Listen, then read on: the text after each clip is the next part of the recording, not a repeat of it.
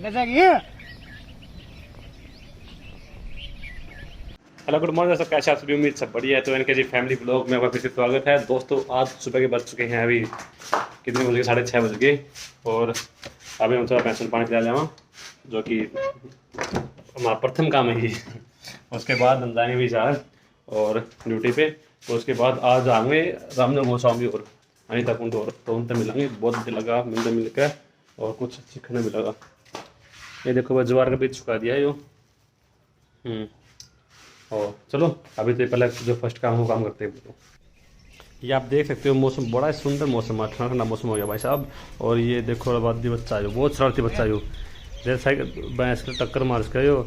और देखो ये अंकल जी अपने जो सुबह सुबह कुत्ता रोटी डालने लग रहे हैं। और ये बादल देख लो, बहुत ज़्यादा बादल हो रहे हैं, बादल हो रहे हैं। बारिश आने की संभावना आज आ सकती है। बारिश रात को थोड़ी बहुत आई थी। ये देखो अब सूरज देवता निकल गया थोड़ा थोड़ा, बाकी बारिश देखो आओगी या नहीं आओगी। सुबह सुबह भैंसों पानी पिला लाए और बांध दी। अभी चरण आ गई, अपने खाना खुना खावा है। दोस्तों सुबह सुबह ब्रेकफास्ट में बनी खिचड़ी, हम खिचड़ी खाएंगे, घी डाल दिया। और दूध के साथ तो मैं खाता हूँ, बिना दूध के साथ खिचड़ी नहीं खाता मैं। तो शॉर्ट वीडियो बना रहा था मैं इंस्टाग्राम के लिए। तो नरेंद्र जांगला 004 मेरा इंस्टाग्राम अकाउंट, प्लीज़।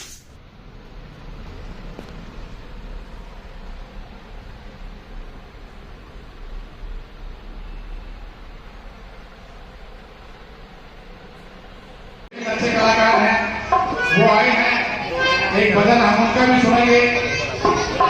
कलाकार साथी बहुत पहुंच है हमारे पास, क्योंकि अनिता से इनका लगाव है। भाई विकास 2-3 भाई को सरस्वती के भी मिले थे, मैंने वहां ऑस्ट्रेलिया रहते हैं वो। वहां मैंने से पूछा कि भाई आपका जिला भाई सार फरीदपुर पे कितना बहन की मार्फत मैं कहना चाहता हूं अपने मुंह से, कौन सा संदेश है? ओ मेरे देश प्रेमियों, आपस में प्रेम करो देश प्रेमियों। ओ मेरे देश प्रेमियों, आपस में प्रेम। जो मिशन बना लेती है, जब तक वो मिशन पूरा ना हो तो राम निकलती चैन से नहीं बैठती। 2016 में फिर प्रयास किया, फिर असफल होगी। असफलता एक चुनौती है, स्वीकार करो। क्या कमी रह गई ढूंढो, देखो और सुधार करो। जब तक ना हो सफल नींद चैन को त्यागो तुम। संघर्षों का मैदान छोड़कर मत भागो तुम। बिना कुछ किए जय जयकार नहीं होती, और कोशिश करने वालों की कभी हार नहीं होती। तो इन्होंने 2017 में फिर अपने वजन पे 30 किलो का वजन का बैग लादा, वो बारी बारी जूते पहने, वो डाउन सूट पहना और निकल गई चाइना साइड से एवरेस्ट फतेह करने। 1 अप्रैल को चढ़ाई शुरू करी और 51 दिन के कड़े संघर्ष के बाद 21 मई 2017 को चीन के रास्ते भी उस दुनिया के सबसे ऊंचे शिखर पर अपना देश की आन तिरंगा लहराया। और नेपाल और चीन दोनों ही रास्तों से उस दुनिया के सबसे ऊंचे शिखर को छूने वाली ये हिंदुस्तान की प्रथम बेटी बनी। कई साथी पूछ ले, 32वीं बार माउंट एवरेस्ट ऊपर चली। 2019 में नेपाल सरकार की तरफ से लेटर आया कि अब की बार जो अभियान होगा नहीं, हमें उसमें भारत की बेटी अनिता कुंडू ने लीडर बनाना चाहा। जिनसे अंग्रेज ने कहा था नहीं, ये तो हमारा खेल है खतरनाक। 2019 में अप्रैल मई के बीच महीने में उस एवरेस्ट की चढ़ाई करी। और किस प्रकार से करी? नेतृत्व करते उन अंग्रेजा जिसके पे गुलाम रहे, उनने इसके अंडर में एवरेस्ट फतेह करी। तीसरी बार 21 मई 2019 को इन्होंने तीसरी बार माउंट एवरेस्ट फतेह करी, पूरी दुनिया के माउंटेनियर को लीड करते हुए। ये बड़े गौरव है कि 25 साल तक एक युवा का वो जीवन होता है, जहाँ पर वो जोश और जुनून के साथ अगर वो चाहे तो आसमान से तारे भी तोड़ सकता है। वो जोश एक 25 साल के युवा के अंदर होता है।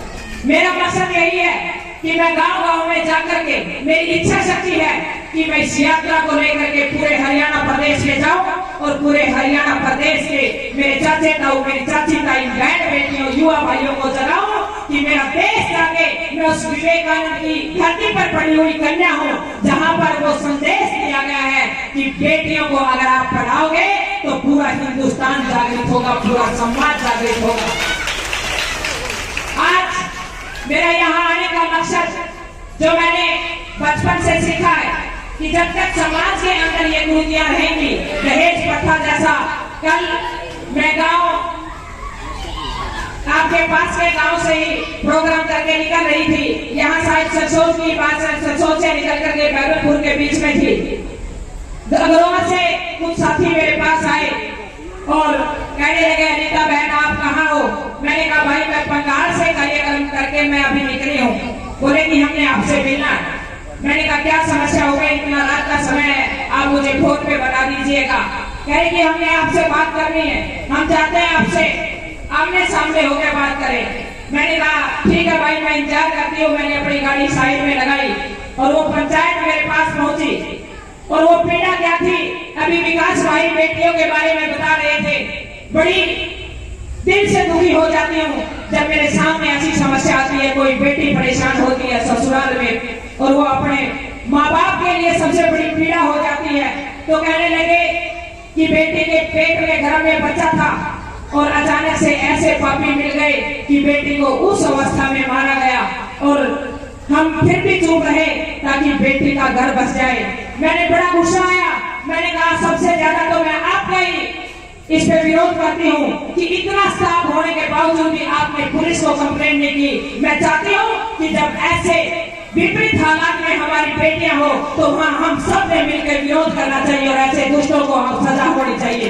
ये मेरी इच्छा है क्योंकि हर माँ जब बेटी का कोख में होती है, बेटी पेट में होती है तो वो डरती है, एक ही बात से डरती है। तो संस्कार दे करके आप अपने बेटों को ऐसे संस्कार दे कि वो नशे से बहुत दूर रहे, बेटियों का सम्मान करे, बचपन में उनके अंदर ऐसे विचार आप पैदा कर सकती हो।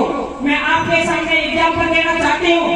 आज हमारे सामने रामायण के ऐसे एग्जाम्पल है जिसमें अभिमन्यु जैसे योद्धा पैदा हुए, उसकी माँ ने रामायण पढ़ी, उसके माँ ने वहाँ पर वेद पढ़े और ऐसे शुद्ध विचारों के साथ, शुद्ध आहार के साथ एक ऐसे योद्धा का जन्म दिया कि आज इतिहास के अंदर आप देख सके अभिमन्यु का नाम है। अगर मैं बात करूँ भगत सिंह की, सुखदेव राजगुरु की, मैं बात करूँ उधम सिंह की, आप एक बार उनके जीवन को उठा लीजिए और उनके जीवन को पढ़ लीजिए। उन माँ ने उन बच्चों के अंदर वो संस्कार रहे। 2.5 साल के उधम सिंह को अपनी माँ इस तरीके से परवरिश देती है, ऐसे संस्कार देती है कि बेटा आने वाले समय में अपने देश की रक्षा करनी है, देश के लिए बलिदान देना है। तो मैं मेरी मातृशक्ति से निवेदन करूंगी कि आप इस देश की कलमदार हो, आप इस देश को बदलने वाली हो, आप इस देश की ताकत हो। जिस दिन आपने ठान लिया, जिस दिन आप मजबूत हो गई, नशा तो बहुत छोटी चीज है, पता नहीं इस देश का क्या क्या बदल जाएगा और ये हिंदुस्तान सौगंध बन जाएगा। मैं जब रास्ते में से आपके खाने नहीं होते थे, ये मेरी दादी बैठी है इतने लाल चेहरे, आज बहुत सारी महिलाएं ब्यूटी पार्लर का 5,000 रुपए दे के आती हैं। उसमें दादी का चेहरा देखने के लिए कि दूध खाया, किसी ब्यूटी पार्लर में जाने की जरूरत नहीं। खान पान अच्छा होगा, विचार अच्छे होंगे, रहन सहन अच्छा होगा, आपस में प्रेम होगा तो अपने आप चेहरे के ऊपर वो आबरू होगी, वो भाव होगा, वो सोच होगी, वो लगन होगी। अगर आप चाहते हो कि मेरे देश के युवा अच्छे हो, मेरे देश के बच्चे आगे बढ़े, ये जो नन्हे नन्हे बच्चे बैठे हैं, तो हमने अपने परिवेश को बदलना होगा। हमने वो दोबारा से वही बेटी दरवाजे हो, वही गांव का प्यार हो, वही भाईचारा हो, वही पंचायत हो, वही खाप हो और वही चीज समाज की दोबारा से लौटे। मैं ऐसा निवेदन करती हूँ क्योंकि आज से 20 साल पहले लोगों के पास पैसा कम था, लेकिन मैं एक बात कहती हूँ कि लोगों के पास प्यार बड़े बहुत ज्यादा था, अभाव था, लेकिन एक दूसरे से प्रेम था और रिश्ते भी बहुत जल्दी हो जाया करते। आज के जमाने में वो शादी सी सासू हो और वो रिश्ता देखना आ जाए तो टंकी के पास बैठ जाओगी और कोड़ी मार कर देख लेगी गाड़ी कितने गहरी है और जाकर बाहर दरवाजा पे मारना तो भाले के बाद कहूंगी भाई यहाँ हमको 3100 का रिश्ता बोला क्यों बड़े पे तो बिना गेहूं का सीजन गया है, ये तो भला इनके दाने खत्म हो रहे हैं। और पहले क्या होता था, बुखारी होती थी, बुखारी जमींदार के, और उस बुखारी पे पूरे घूमने के रिश्ते हो जा करते, ये कहा करते कि कितना मजबूत परिवार है। हमारी परंपरा थी, हमारी मजबूतियां थी, बेटी दरवाजे, प्रेम भाव, हमारा परिवार एकजुटता, ये हमारी सबसे बड़ी मजबूती थी। लेकिन आज नशे ने, इस मोबाइल के युग में हमको इतना दूर कर दिया। मैं चाहती हूँ कि आप सभी इन कुरीतियों से बचे, इस मोबाइल के गुलाम ना बने, इस मोबाइल को आप यूज करना सीखे। ज्यादा समय न लेकर के वो पूरे गांव का दिल से धन्यवाद करती हूँ, धन्यवाद करती हूँ। और जहाँ पर जितने भी कलाकार साथी हैं, दीपक भाई, विकास भाई, मंच बने, ये समाज खुशहाल हो, किसान खुशहाल हो, मजदूर खुशहाल हो। मेरा एक ही मकसद है कि ये बेहतर बदले। मैं आप सभी का साथ चाहती हूँ, मैं आप सभी का आशीर्वाद चाहती हूँ। मैं चाहती हूँ कि आप इस आंदोलन में, इस लड़ाई में, इसमें मेरे कदमों की मजबूती बने। मैं जहाँ भी आऊँ तो आप मेरी ताकत बने, मुझे प्यार दे, मुझे हौसला दे। मैं इतना ही आपसे चाहती हूँ, ताकि मैं विश्वास दिलाती हूँ, जब तक मेरे अंदर सांस रहेंगे तब तक मैं अपने देश के लिए लड़ती रहूंगी। मैं इतिहास रच के दुनिया से जाऊंगी, ऐसा मैं आपको विश्वास दिलाती हूँ। तो दोस्तों कैसे लगे आपको जो अनीता कुंडू जी की बात? बहुत अच्छी बात है, उनसे कुछ सीखने को मिला है। बहुत अच्छी अच्छी बातें बताई उन्होंने, हरियाणा की संस्कृति के बारे में भी बहुत अच्छी अच्छी बातें बताई, और कैसे हरियाणा संस्कृति को लेके हमें चलना चाहिए, और कैसे हमें बुजुर्गों का सम्मान करना चाहिए, बड़े बुजुर्गों का सम्मान करना चाहिए, किस तरीके से हमारी हरियाणा की संस्कृति को बचा सकते हैं, और किस तरीके से ख़त्म होने लगी है हरियाणा की संस्कृति, वो भी उन्होंने बताई। तो उनसे कुछ बहुत ज़्यादा सीखने को मिला। उन्होंने कैसे पर्वत को मतलब फतेह किया, वो पर्वत की जो ऊंची चोटियाँ हैं, माउंट एवरेस्ट उन्होंने फतेह किया, कैसे उन्होंने किया, वो सब बताया उन्होंने। बहुत अच्छा लगा उनसे मिलके, बहुत अच्छा लगा उनकी बातें सुन के। तो आई होप आपको सबको अच्छी लगी उनकी बातें।